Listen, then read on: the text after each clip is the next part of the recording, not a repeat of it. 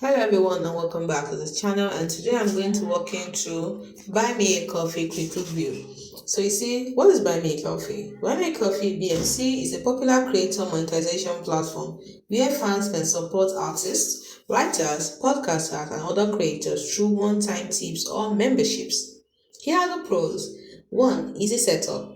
Creators can start receiving payments in minutes. 2. Low fees, only 5% per transaction, which is better than patrons' 8 to 12%. Next, we have is memberships and extra, as third pro. It offers exclusive content, NFTs, or video calls. And also has that is the fourth pro is that Web3 integration. It supports crypto payments like Ethereum, SOL, etc.